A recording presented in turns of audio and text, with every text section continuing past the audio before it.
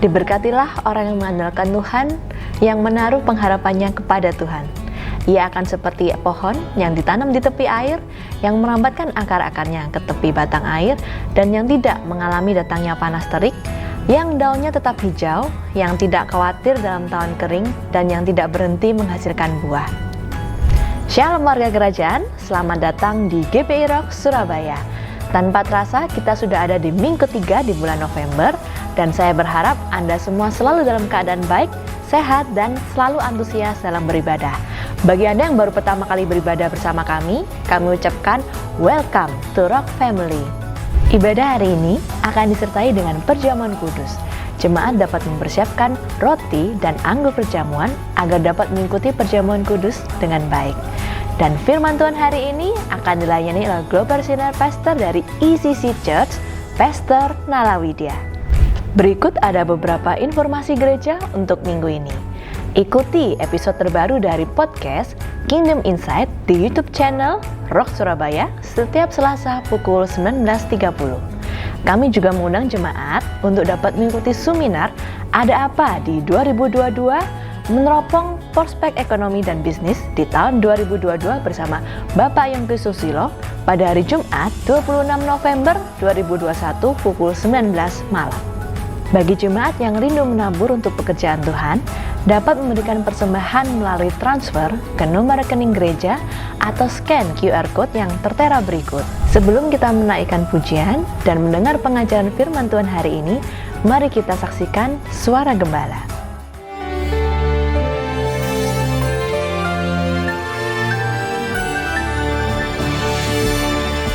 Shalom warga kerajaan. Di dalam 2 minggu terakhir ini saya sampaikan dari perumpamaan The Prodigal Father. Ya, jangan salah judul. Biasanya The Prodigal Son atau The Lost Sheep, The Lost Coin. Kuncinya adalah gembala yang baik, lalu bendahara yang baik, dan seorang bapak yang terlalu baik. Nah, kan saya sebutkan sebelumnya ada rebellious relationship. Itu kebanyakan daripada kita. Kedua, repentance, puji Tuhan. Tapi ada satu lagi tentang putra sulung, yaitu relationship. Kita lihat bagaimana tanda-tanda orang ada hubungannya itu relationship. Pernah saya sampaikan, religion terdiri dari kata Latin, re itu kembali, ligare. Ligare itu kembali kepada bondage. Dan saya sampaikan ketika kita mengalami yaitu rebellious relationship, kita mengalami GSR, yaitu guilt, rasa bersalah, ya. Lalu shame, malu, dan satu lagi rejection, sebetulnya penolakan. Mother Teresa yang mengurusi orang-orang sakit sampai meninggal, dia berkata, the deepest hurt, luka terdalam itu adalah rejection. Tidak ada pada kita yang hampir tidak pernah mengalami rejection ataupun abandonment. Tetapi putra sulung ini ada di dalam rumah. Sudah dalam rumah, saya perhatikan tanda orang dikuasai oleh roh agamawi ini. Tidak tahu terima kasih, saudara. Tidak ngerti apa artinya itu kasih karunia. Dia punya semuanya, dia punya authority, dia punya akses, dan dia punya nama bapaknya. Tapi dia menuduh bapaknya, belum pernah engkau memberikan kepadaku seekor anak kambing untuk aku bersuka cita. Aku melayani engkau, melayani di sana, slaving for you. Bukan cuma jadi orang upahan, tapi jadi budak. Aku memperbudak diriku bagimu. Tetapi engkau belum pernah memberi. Tanda daripada religious spirit adalah do untuk mengalami sesuatu. Di dalam hubungan bapak dan anak itu done. Apa yang sudah dilakukan Yesus di atas kayu salib. Bukan do. Oh, kamu doanya kurang manjang. Sering kan kalian dengar itu, banyak doa, banyak berkat, tidak ada doa, tidak ada berkat. No, doa itu relationship. Bagaimana hubunganmu dengan dia? Ingat dia secara guyon Gus Dur berkata, yang paling dekat itu orang Kristen. Sebab manggil Bapak. Ya, saya ingat itu.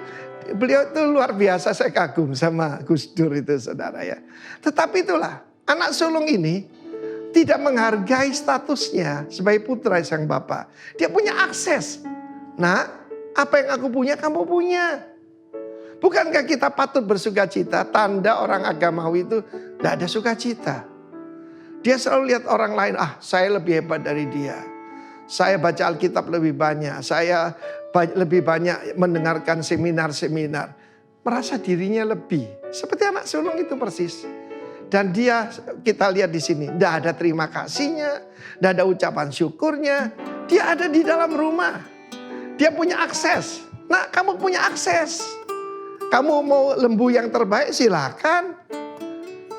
Kenapa? Lembu Tambun itu dia pikir hanya untuk dia. Soal kepantasan sulit diterapkan pada kita. Ada seorang hamba Tuhan berkata, eksklusif klub satu-satunya di dunia yang berdasarkan ketidakpantasan is the Church of Jesus Christ. Betul, saudara. Kalau kita tahu kita ini pantas, berarti kita belum mengalami kasih karunia Tuhan. Hidup saya penuh dengan sukacita, penuh dengan damai. Sebab saudaraku, saya tidak terkena relationship. Yang ada repentance relationship. Mengucap syukur pada Bapa. Kiranya Anda yang mendengar ini semua tidak terkena imbas roh agamawi. God bless you. Amin. Demikian suara gembala minggu ini, kiranya bisa menjadi berkat bagi kita semua. Mari kita berdoa.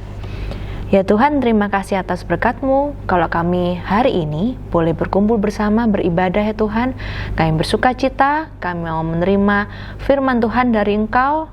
Bukakanlah hati kami, berikanlah kami rema, supaya apa yang Engkau firmankan boleh menjadi hal yang bisa kami pahami dengan baik ya Tuhan. Terima kasih ya Tuhan atas berkat-Mu. Di dalam nama Tuhan Yesus kami sudah berdoa. Haleluya. Amin. Selamat beribadah. Mari sama-sama kita bawa hati kita bersuka cita di hadapan Tuhan.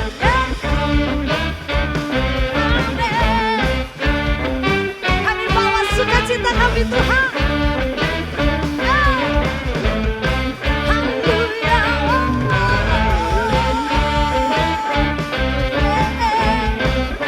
Dengan hati yang bersuka kami datang hampiri-Mu Tuhan.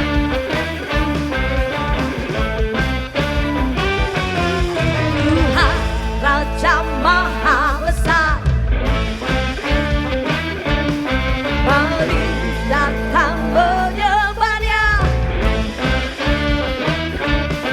Tuhan Raja Maha Besar, amin. Mari datang menyembah-Nya, yang mencipta dunia ini, yang membentuk kehadirannya. Datanglah, mari bersyukur padanya. Dengan bersuka bernyanyilah, Dia bantu keselamatan, pujinya Tuhan Raja Maha Besar. Kami nyatakan Yesus yang terbesar.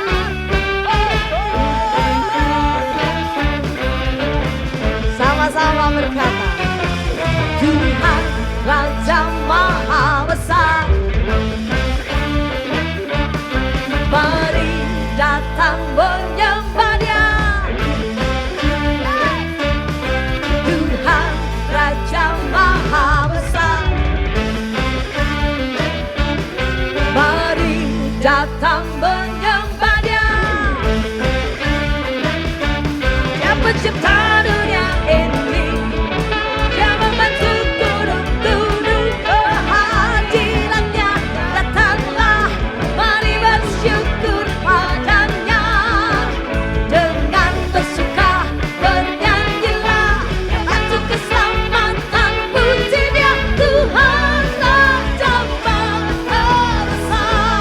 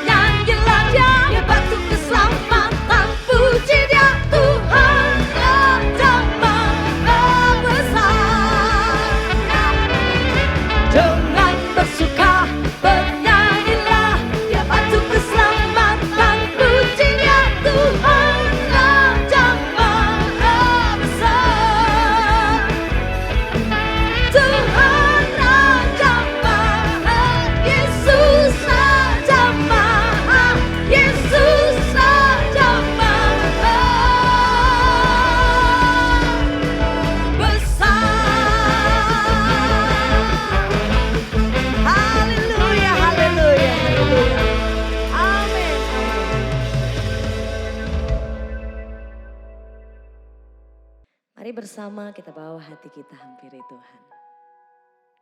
Bapa, terima kasih atas segala penyertaan-Mu, kasih sayang-Mu Tuhan. Bahwa kami tetap percaya, bahwa kami tetap melekat.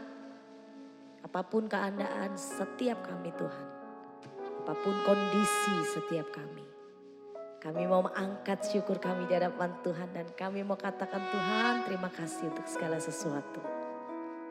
Mari persiapkan hatimu di hadapan Tuhan. Terima kasih Yesus. Glory. Kami sembah Kau yang kami sembah.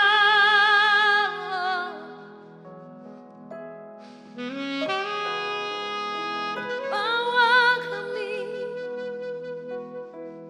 tetap angkat syukur, pujian, hormat, kemuliaan, dan sampai selamanya. Glory.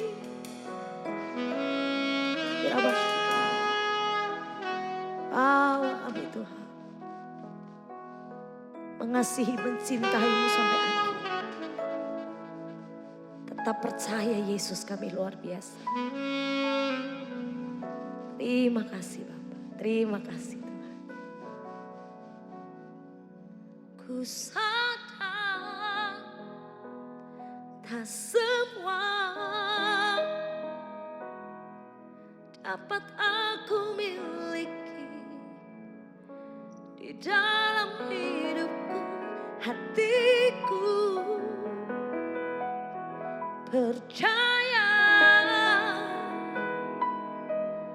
rancangan-Mu bagiku adalah yang terbaik. Walau ku tak dapat melihat semua rencana-Mu Tuhan, namun hatiku tetap memandang padamu. Kau tuntun langkahku, walau ku tak dapat berharap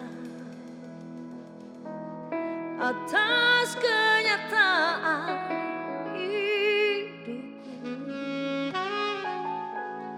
namun hatiku tetap memandang padamu. Kau ada untukku. Terima kasih Tuhan. Ku sadar tak semua dapat aku miliki di dalam hidupku, hatiku percaya rancangan-Mu bagiku adalah yang terbaik. Walau ku tak dapat melihat semua rencana-Mu Tuhan, namun hatiku tetap memandang padamu. Kau tuntun langkahku. Amin. Walau ku tak dapat berharap atas kenyataan hidupku, namun hatiku tetap memandang padamu. Kau ada untukku. Amin, amin. Walau ku tak dapat melihat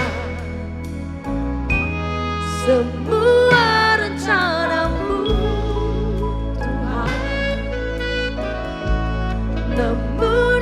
hatiku tetap memandang padamu, kau tuntun langkahku. Amin. Walau ku tak dapat berharap atas kenyataan hidupku, namun hatiku tetap memandang padamu, kau ada untukku. Terima kasih Tuhan, terima kasih Tuhan. Kau bawa setiap kami melekatkan diri kami, hati kami di hadapan Tuhan. Saat ini kami datang di hadapan Tuhan tidak dengan segala agenda kami. Tapi kami tetap percaya Tuhan ketika kami menyembah-Mu. Kami percaya ada berkat yang luar biasa yang Kau limpahkan atas setiap anak-anak. Bahwa kami tetap percaya Tuhan. Yesus kami dasar. Yesus kami luar biasa. Kau layak dipuji. Kau layak dimuliakan Tuhan. Kiarabashiki nama ya ralapan. Kau dahsyat dalam hidup kami Tuhan. Amin. Bersama katakan di hadapan Tuhan. Walau ku tak dapat melihat semua rencana-Mu Tuhan, namun hatiku tetap memandang padamu, kau tuntun langkahku. Walau ku tak dapat berharap atas kenyataan hidupku, namun hatiku tetap memandang padamu, kau ada untukku. Sama-sama nyatakan. Walau ku tak dapat melihat semua rencana-Mu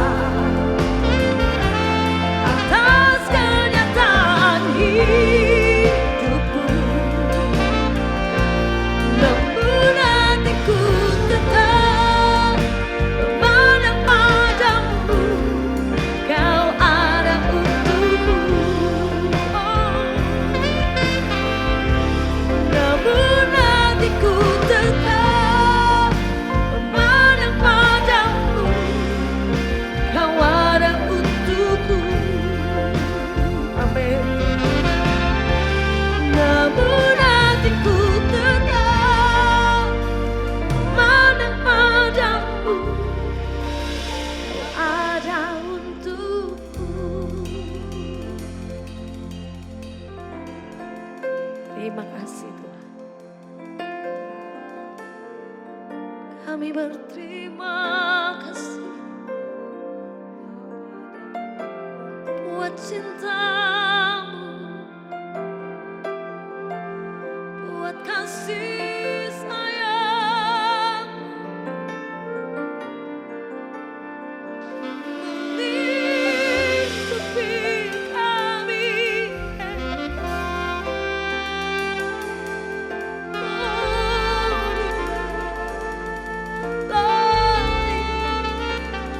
Kau yang layak, yang kami muliakan di atas segalanya. Kami sembah Kau Tuhan, kami sembah Kau Tuhan. Lebih lagi Engkau bawa kami,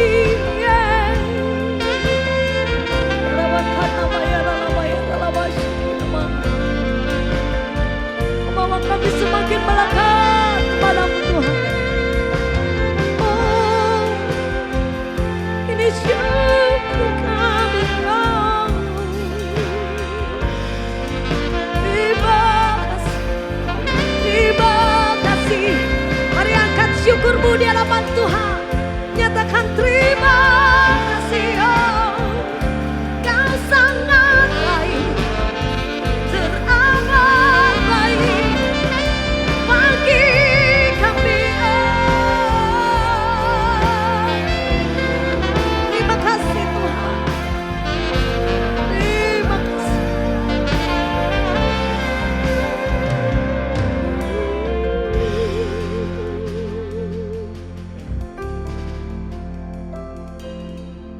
Bahwa kami melekatkan hati kami Tuhan, hidup kami di tangan Tuhan. Selalu, setiap waktu.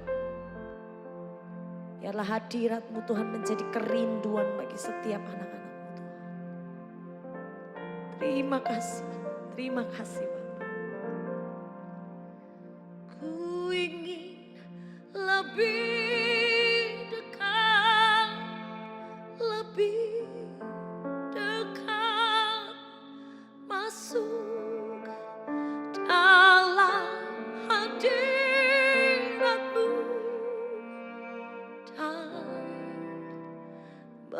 menikmati indahnya tempat kediaman-Mu. Bawaku lebih dekat, lebih dekat dalam pelukan kasih-Mu. Tiada yang dapat memisahkan aku dari kasih-Mu. Amin. Bawaku lebih dekat, lebih dekat, masuk dalam hadirat-Mu dan menikmati indahnya tempat kediaman-Mu. Bawaku lebih dekat, lebih dekat, jauh pelukan kasih-Mu. Tiada yang dapat memisahkan aku dari kasih-Mu. Saya mengajak setiap engkau Bapak Ibu, engkau yang ada di rumah, ayo bawa dirimu semakin melekat kepada Tuhan. Ini adalah perjumpaan secara pribadi engkau di dalam hadirat Tuhan. Kami rendahkan diri kami Tuhan di hadapan-Mu. Kami mau nyatakan kami butuh Yesus dalam hidup kami. Kami butuh penyertaan-Mu, lawatan-Mu senantiasa bagi kami. Bawa kami Tuhan. Bawa kami Tuhan. Shikina bayara la bayara la basikini. Yana bayara la la la la la la basikini. Bangkitkan roh kami yang menyala-nyala di hadapan Tuhan. Yana makasih na bayara la bayara. Glory. Amin. Sama katakan. Ku ingin lebih dekat, lebih dekat, masuk dalam hadirat-Mu dan menikmati indahnya tempat kediaman-Mu. Bawaku lebih dekat, lebih dekat dalam pelukan kasih-Mu. Tiada yang dapat memisahkan aku dari Kau. Ku ingin lebih dekat,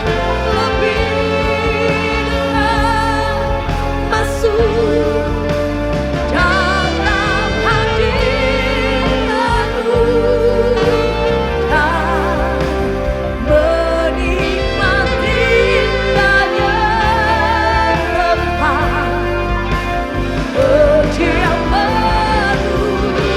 Bawaku lebih dekat, lebih dekat dalam pelukan kasih-Mu. Tiada yang dapat memisahkan aku dari kasih-Mu. Oh, tiada yang dapat memisahkan aku dari kasih-Mu. Tiada yang dapat memisahkan aku dari kasih-Mu.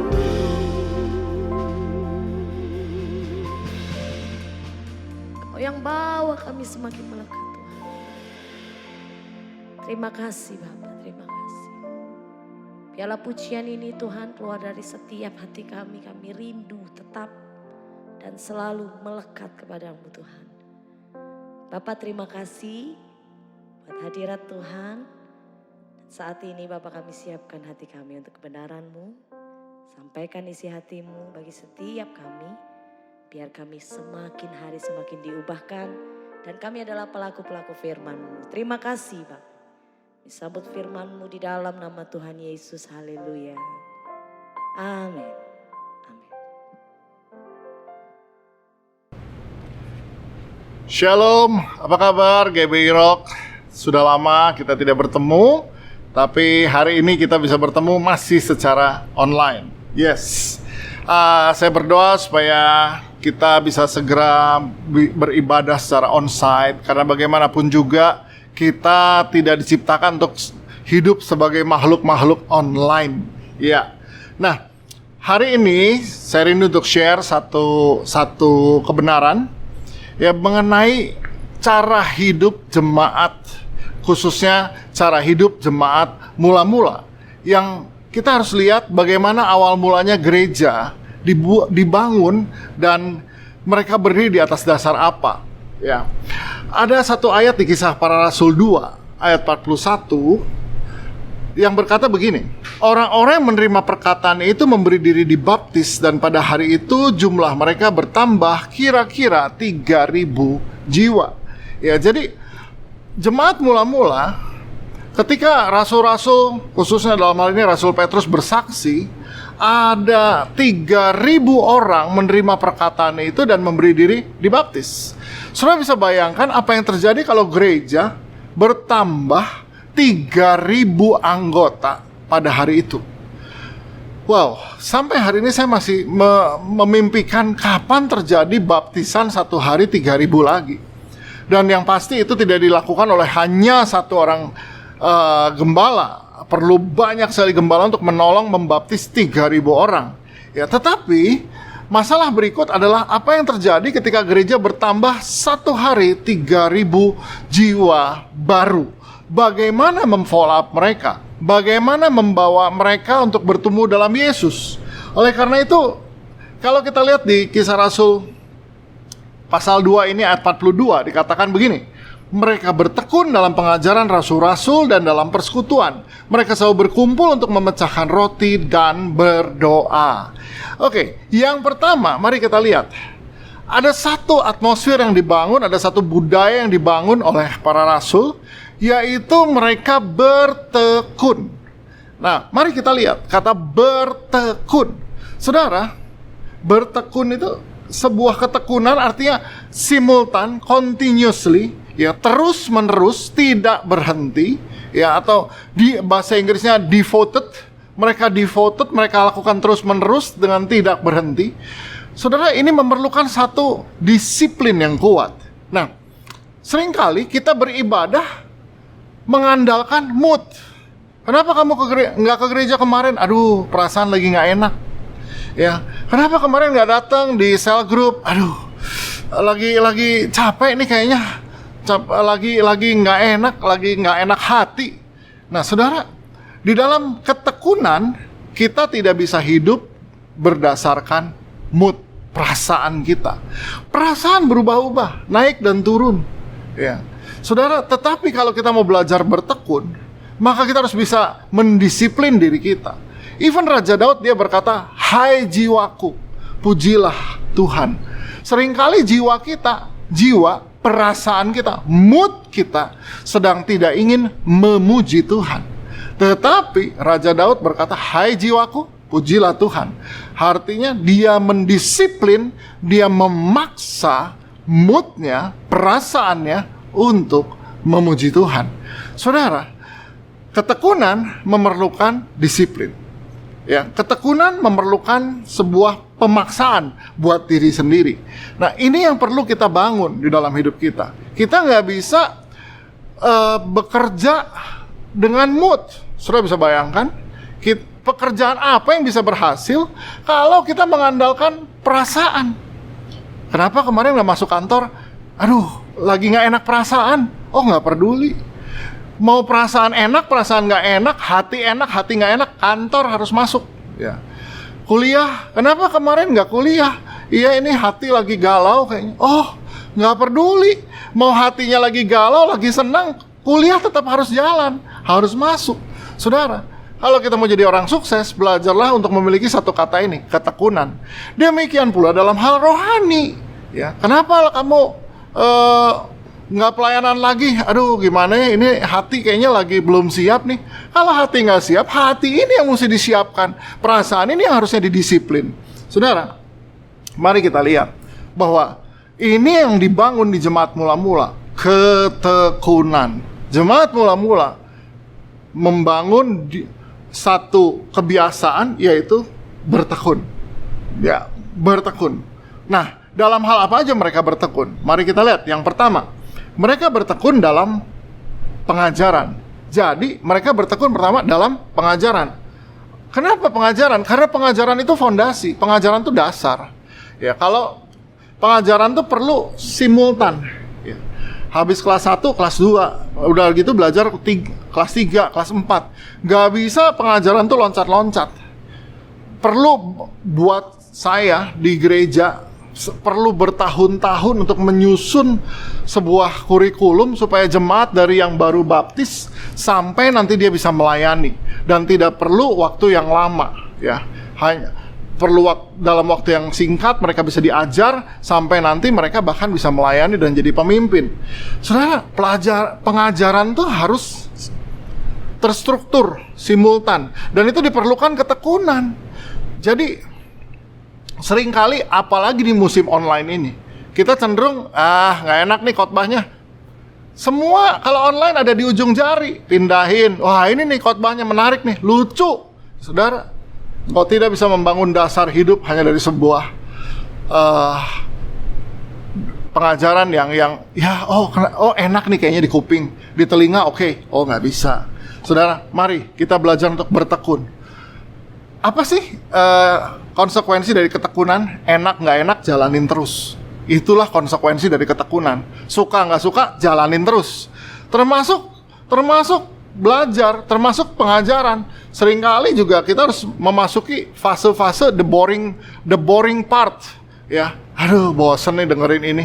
Tapi itu sebenarnya kita lagi membangun dasar. Kita sedang membangun dasar. Kita sedang membangun fondasi yang kuat. Kalau fondasinya kuat, bangunan apapun dibangun di atasnya, itu akan berdiri tegak, ya. Tapi fondasi yang lemah tidak memungkinkan untuk dibangun sesuatu di atasnya. Nah, jemaat mula-mula selain mereka bertekun dalam pengajaran, mereka bertekun dalam hal apa? Persekutuan. Saudara, kita perlu bertekun dalam persekutuan. Kenapa? Karena persekutuan ini kita sedang membangun hubungan. Nah, membangun hubungan, kita ketemu beragam orang di gereja. Khususnya saya harus katakan saya lagi, gereja itu tempat orang sakit yang mau sembuh. Gereja itu tempat orang bermasalah yang mau selesai. Jadi memang selalu ada gesekan di dalam persekutuan kita. Namanya juga orang bermasalah, namanya juga orang sakit. Untuk itu perlu yang namanya ketekunan. Aduh, kenapa nggak datang lagi di home cell? Kenapa nggak datang lagi di persekutuan? Menyebalkan, ya. Saudara, justru ketika situasi sedang menyebalkan, kita perlu tekun. Kenapa? Karena firman Tuhan di Amsal berkata, besi menajamkan besi, manusia menajamkan sesamanya. Saudara, bahwa justru besi menajamkan besi, manusia menajamkan sesamanya. Ketika menyebalkan itulah sebenarnya kita sedang ditajamkan. Pisau ditajamkan dengan pisau, berlian digosok lagi dengan berlian. Yes, kita senang disebut sebagai permata hati Tuhan. Tetapi kita harus ingat, permata hanya bisa digosok dengan permata. So, mari, ya, itulah arti bertekun dalam persekutuan. Bahwa meskipun gak enak, meskipun situasi lagi kita gak suka, kita tetap harus bersekutu. Amin. Yes. Dan benefitnya, kita justru semakin tajam, kita semakin berkilau, kita semakin matang, kita semakin bagus bentuknya, karakter kita dibentuk lewat saudara seiman. Yes. Oke. Nah, jemaat mula-mula mereka bertekun dalam pengajaran, dalam persekutuan, dan juga di dalam memecah roti. Apa itu memecah roti? Ya, terjemahan lain breaking bread itu juga bisa diterjemahkan ekaristi. Ini lagi bicara perjamuan kudus. Mereka bertekun dalam perjamuan kudus. Apa maksudnya? Mereka bertekun di dalam mengingat pengorbanan Yesus. Mereka perjamuan kudus. Mereka mengingat pengorbanan Yesus. Mereka ingat bahwa ini tubuh yang sudah terkoyak karena dosa saudara dan saya. Inilah darah yang tercurah dan di dalam darahnya ada kuasa. Ya, ada mujizat yang Tuhan berikan di dalam hidup kita. Kuasanya nyata. Saudara, bertekun di dalam perjamuan kudus itu mengingatkan akan pengorbanan Yesus. Mengingatkan bahwa Yesus itu menjadi satu dengan kita. Mengingatkan pada kita bahwa harus tetap hidup dalam kekudusan. Kita semua bergumul soal ini. Tiap hari. Saya pribadi bergumul bagaimana untuk tetap hidup dalam kekudusan. Day by day. Ya, tetapi perjamuan kudus mengingatkan lagi, Yesus ada bersama kita. So, kekuatannya datang dari Yesus. Keputusannya ada di kita. Jadi, ketika kita perjamuan kudus, kita ingat bahwa Yesus sudah mati buat kita. Kalau Yesus mati, berarti dia mati dan dia bangkit, berarti ada harapan, ada hari esok. Kita takut akan hari depan, Yesus bilang, aku ada di hari depan. Saudara, jemaat mula-mula mereka bertekun dalam perjamuan kudus, dan mereka hidup dalam kekudusan karena mereka tahu Yesus ada bersama dengan mereka. Mereka juga punya pengharapan karena mereka tahu Yesus mati buat mereka. Oke, nah setelah mereka bertekun dalam pengajaran, persekutuan, ya, dan juga dalam memecah roti, saudara, apa yang terjadi di dalam di ayat 43 dikatakan begini, maka ketakutanlah mereka semua, sedang rasul-rasul itu mengadakan banyak mujizat dan tanda.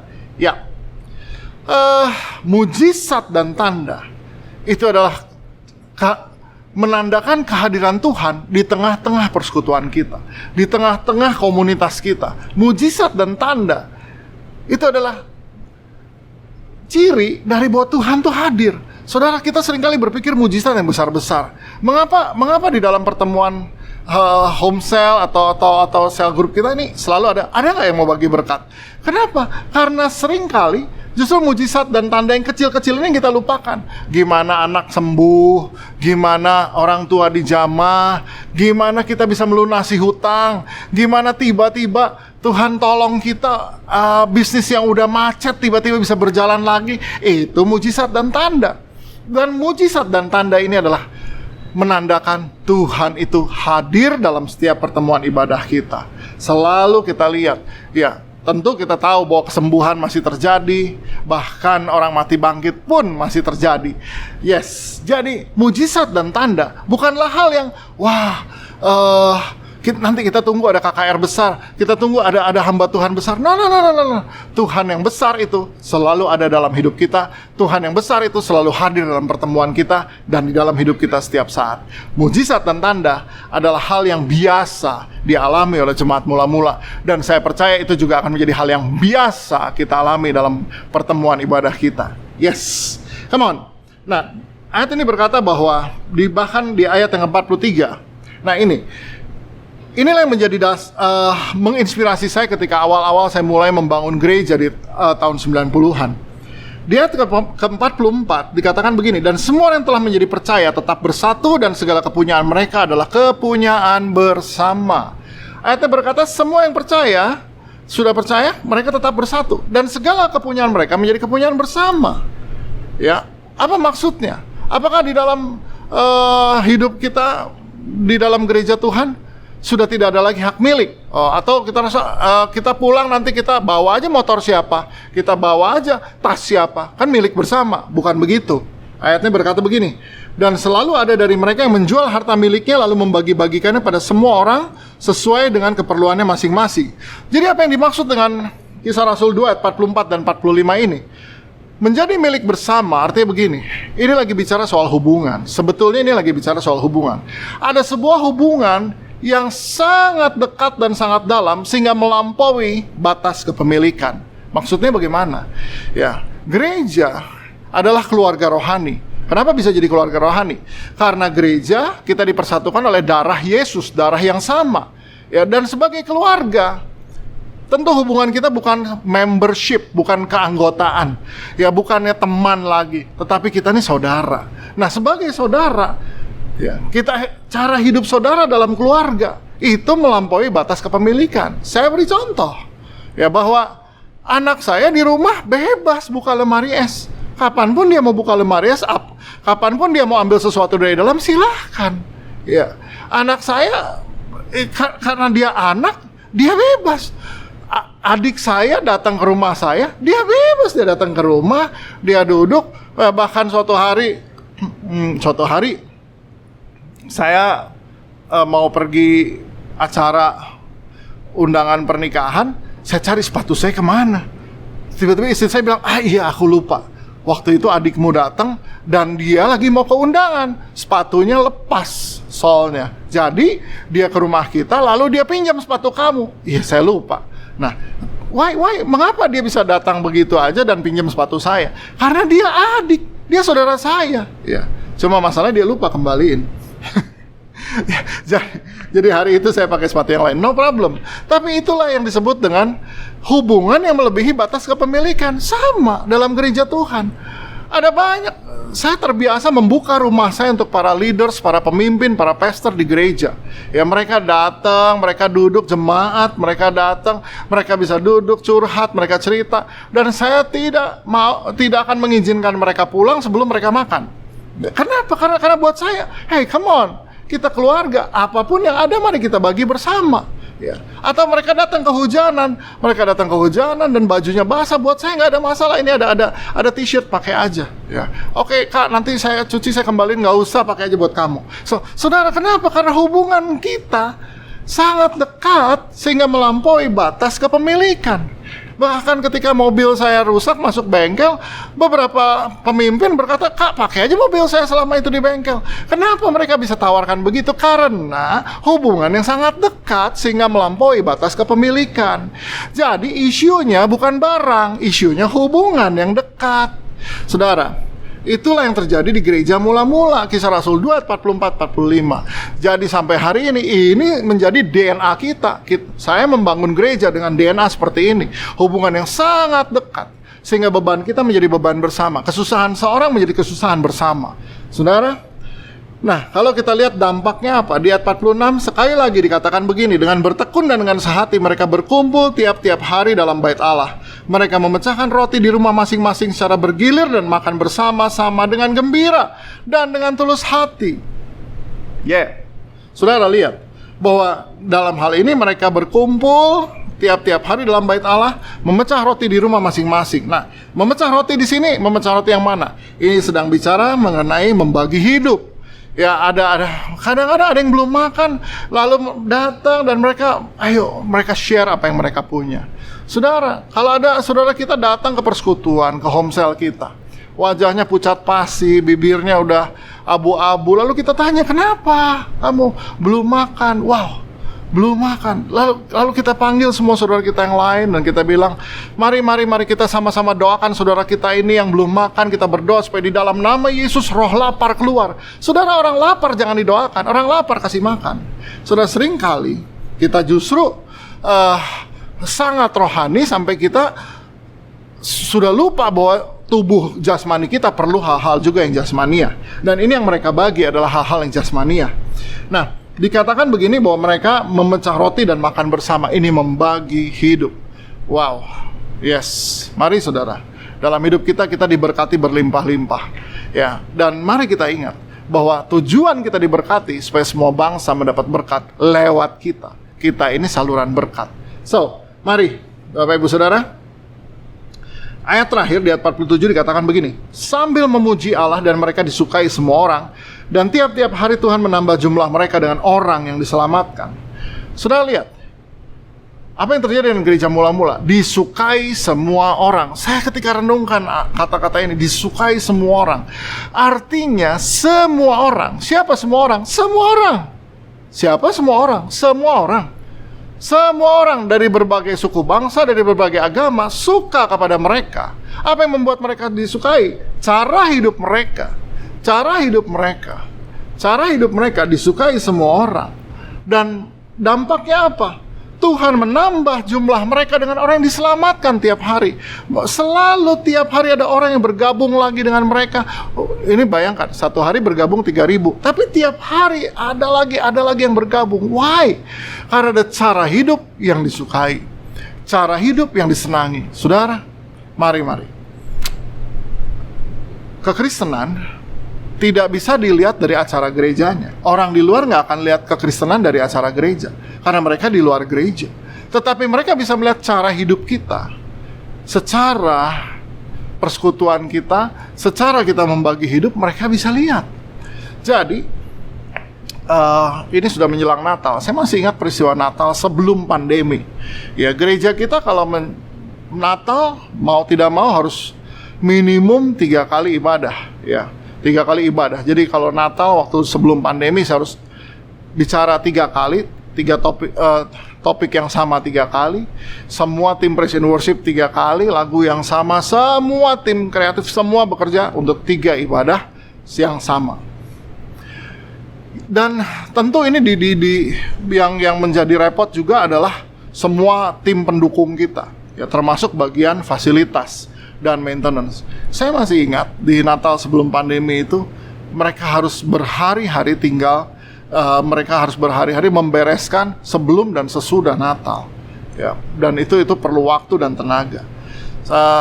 Satu ketika saya lihat ada bagian maintenance yang para wanita ini, dan kita punya policy bahwa semua karyawan yang bagian maintenance itu tidak boleh orang Kristen. Mereka harus saudara-saudara kita dari yang lain. Tujuannya apa? Supaya kita menjadi berkat buat mereka. Jadi saya lihat ada mereka banyak. Ada beberapa ibu yang bekerja juga. Saya tanya, "Bu, kalian tidur di mana?" Mengingat ini udah malam dan harus pulang, hujan pula. Setiap kali Desember selalu hujan. Jadi mereka bilang, "Oh, kami akan tidur di ruang ini aja, ruang nursery, ya, tempat ibu menyusui dan bayi-bayi." Saya dengar begitu, saya langsung panggil dari bagian hospitality, "Tolong bukain mereka kamar hotel. Di sebelah gedung kita ada hotel. Bukain kamar hotel untuk mereka." Saudara, ketika mereka dipanggil oleh bagian hospitality dan diberi kunci kamar hotel, mereka menangis. Why? Karena mereka nggak terima perlakuan itu dari orang seiman. Mereka nggak terima perlakuan itu dari orang-orang yang seagama dengan mereka. Tapi mereka menerima kebaikan dari orang-orang yang mereka bukan orang yang dari antara mereka. Saudara, kita perlu belajar untuk menunjukkan kasih kita di luar sana. Ya, jadi tidak mengherankan kalau ada banyak orang-orang dari luar kekristenan yang ingin bekerja di gereja kita. Ya, jadi saya terbuka dengan mereka. Saya selalu bilang bahwa, "Hey, come on, ya, perlakukan mereka dengan baik dan biar mereka lihat siapa Yesus yang hidup dalam diri kita." Jadi saudara, gereja mula-mula itu disukai karena cara hidupnya, dan itu yang membuat mereka bertambah day by day, day by day, day by day, day by day. Seringkali kita yang sudah di dalam, kita lupa lagi bagaimana kita harus hidup. Tapi mari kita bertekun, ya. Seringkali kita gampang kecewa, gampang marah, gampang sakit hati. Mari kita belajar bertekun. Bertekun itu artinya menahan semua yang ada ini dan kita memaksa diri untuk tetap ada di situ. Dalam pengajaran, dalam persekutuan, dalam memecah roti, dan bahkan di dalam berdoa. Baik saudara, ini yang saya bisa share hari ini, dan saya percaya bahwa ketika kita membangun atmosfer ketekunan ini, ya, saya percaya pandemi ini segera berlalu. Kita bisa bertekun dalam pengajaran, dalam persekutuan, dalam perjamuan kudus, dalam doa. Dan kita percaya bahwa itu semua akan membuat kita menjadi gereja yang disukai semua orang karena cara hidup. Dan lihat, ada orang-orang yang boleh datang kepada Yesus karena ada cara hidup yang mereka lihat dari gereja Tuhan. Oke? Tuhan berkati, God bless you. Saudara-saudara yang terkasih, sebentar lagi kita akan sama-sama ada di dalam perjamuan. Kita akan makan roti dan minum anggur ini yang adalah, saudaraku, penyataan daripada tubuh yang tercabik-cabik dan darah yang tercurah daripada juru selamat kita. Dari minggu ke minggu kita melakukan ini. Tetapi saya berdoa ketika kita sebentar nanti melakukan, kita tidak melakukan itu hanya karena kita terbiasa, sekalipun ini kebiasaan yang baik, tapi kita melakukannya dengan understanding yang benar. Dan saudaraku, oleh apa yang dia kerjakan, yang kita peringati dengan perjamuan ini, iman kita boleh makin diteguhkan, even di tengah-tengah kondisi dan keadaan yang tidak mudah ini. Mari kita berdoa. Angkat roti dan anggur. Bapa, terima kasih, ini roti dan anggur biasa, tetapi kami percaya ketika kami melakukannya dengan iman dan pengertian yang benar, bahwa inilah yang Kau kerjakan bagi kami, korban-Mu Tuhan bagi kami, dan kami percaya oleh semuanya ini kami beroleh anugerah yang limpah yang memberikan kekuatan kepada kami sehingga kami boleh melewati kehidupan yang saat ini mungkin ada yang tidak mudah, tapi kami percaya di dalamnya kami melihat kemenangan, bahkan kemuliaan-Mu dinyatakan dalam nama Tuhan Yesus. Amin. Angkat roti bersama-sama dengan saya, saudara. Firman Tuhan berkata demikian, pada malam waktu Tuhan Yesus diserahkan, Ia mengambil roti, memecah-mecahkannya dan berkata, "Inilah tubuhku yang dipecah-pecahkan bagi kamu. Buat ini untuk menjadi peringatan akan aku, akan apa yang Dia sudah kerjakan." Sekali lagi bagi kita, supaya kita boleh dibenarkan dan dilayakkan dan bahkan satu saat dimuliakan. Saudara, bukankah roti yang telah dipecah-pecah ini adalah merupakan persekutuan kita dengan tubuh Kristus? Amin. Kita makan sama-sama dalam nama Yesus.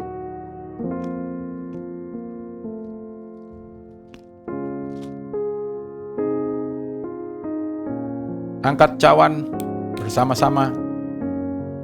Demikian juga ia mengambil cawan yang berisi anggur, lalu berkata, inilah cawan perjanjian baru yang dimeteraikan oleh darahku, darah yang dicurahkan untuk pengampunan dosa, yang membawa kehidupan kita berjalan dalam kelayakan dan berjalan di dalam perkenanan, karena itu yang daripada Dia sehingga berkat-Nya ada dalam hidup kita. Karena itu saudara, bukankah cawan pengucapan syukur yang di atasnya kita ucapkan syukur, ini adalah persekutuan kita dengan darah Yesus. Amin. Kita minum sama-sama dalam nama Yesus. Terima kasih Bapa untuk Sang Putra, dan karenanya Roh-Mu sendiri boleh ada pada kami. Tidak tahukah engkau, kata firman, bahwa tubuhmu adalah rumah Roh Kudus, di mana Roh Kudus diam di dalam oleh Roh yang menyertai kita. Maka ada jaminan kehidupan yang signifikan untuk kita semua. Angkat kedua tangan saudara, biarlah kiranya semua berkat dari Sang Raja, berkat kerajaan boleh turun dalam hidup saudara, menyertai saudara, menjaga saudara, memimpin saudara, dan memelihara saudara berjalan di dalam kekuatan, kemenangan, bahkan kemuliaan hari ini sampai selama-lamanya. Dalam nama Tuhan Yesus, semua yang percaya diberkati, katakan sama-sama, amin, amin, amin. Selamat hari Minggu, selamat bulan yang baru, saudaraku, bulan kemenangan, dan bulan yang lebih baik daripada bulan sebelumnya. Tuhan Yesus memberkati saudara. Terima kasih sudah beribadah bersama dengan kami di GBI Rock Surabaya. Kami percaya kita semua diberkati melalui ibadah hari ini. Ibadah kita minggu depan akan dilayani oleh senior pastor dari GB Gilgal, yaitu Pastor John Mogi. Dan bagi jemaat yang memerlukan bantuan doa, informasi komsel dan pelayanan lainnya dapat menghubungi nomor hotline Rock Surabaya. Mari kita juga share link ibadah ini agar bisa menjadi berkat bagi banyak orang. Jangan lupa like dan subscribe di YouTube channel Rock Surabaya. Happy Sunday and God bless you all.